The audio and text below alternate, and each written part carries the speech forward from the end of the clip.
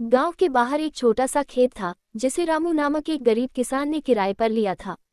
उसका जीवन संघर्षों से भरा हुआ था। परिवार में पत्नी, 2 बच्चे और एक बुजुर्ग माँ थी। खेत में काम करने के बावजूद कभी इतना पैसा नहीं मिल पाता था कि वह घर का खर्च चला सके। गांव में लोग कहते थे कि उसका भाग्य कभी बदलने वाला नहीं है, लेकिन रामू को हमेशा विश्वास था कि एक दिन उसकी किस्मत जरूर चमकेगी।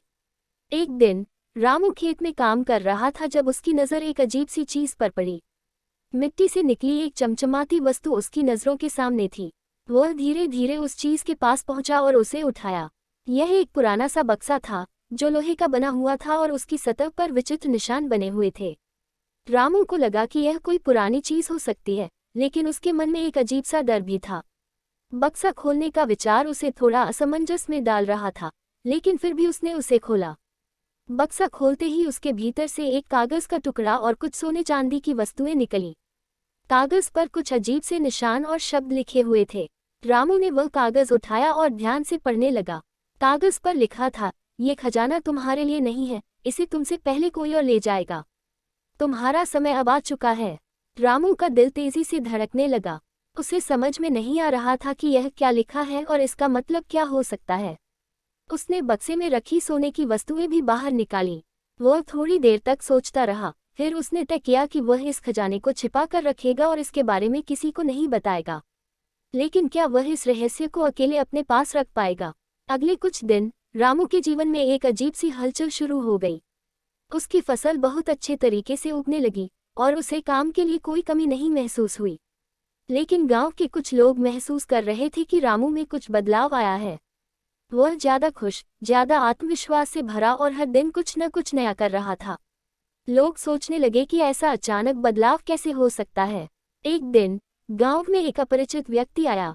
वह दिखने में बहुत ही साधारण सा था, लेकिन उसकी आंखों में एक रहस्यमयी चमक थी।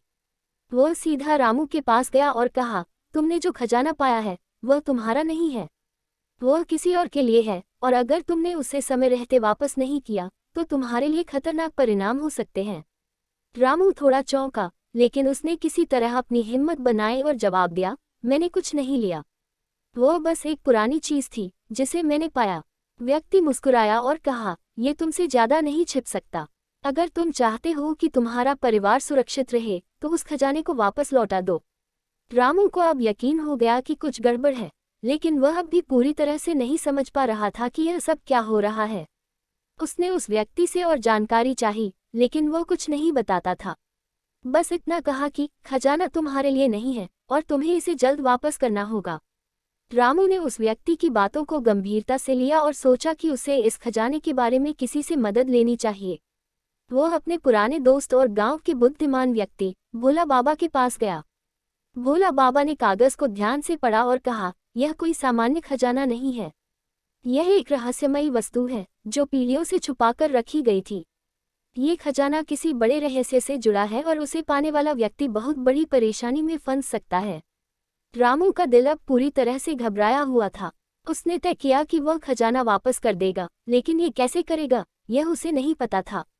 भोला बाबा ने उसे एक रास्ता बताया, तुम्हें उस खजाने को उसी स्थान पर वापस रखना होगा जहां से तुमने उसे निकाला था। और ध्यान रखना, जब तक तुम वह स्थान नहीं पाओ तुम्हारे ऊपर एक छाया हमेशा बनी रहेगी। रामू ने उसी रात को खजाना वापस रखने का निर्णय लिया। वह पूरी रात चलकर उस स्थान पर पहुंचा जहां उसने बक्सा पाया था। जैसे ही उसने खजाना वापस रखा, एक अजीब सी हलचल हुई। आसमान में बादल घिरे और हवा तेज हो गई। रामू ने पीछे मुड़कर देखा तो वही अपरिचित व्यक्ति खड़ा था। उसने कहा, तुमने सही किया, लेकिन तुम्हारा साहस ही तुम्हें बचा सका। अब तुम सुरक्षित हो। रामू को अब समझ में आ गया कि कुछ चीजें हमारे लिए नहीं होती और जो हम नहीं समझ पाते वह हमारे लिए एक भयानक परिणाम लेकर आ सकती है। उसने अपने जीवन को फिर से साधारण तरीके से जीने का निर्णय लिया और खजाने की कहानी को हमेशा के लिए अपने दिल में दफन कर दिया। कहानी से यह सीखने को मिलता है कि कभी कभी जो हमें लगता है कि वह हमारा है वह हमें नहीं मिलता, और अगर किसी चीज को पाने के लिए किसी रहस्य को छेड़ा जाए तो वह हमें अपनी जिंदगी में अनजाने खतरों के बहुत करीब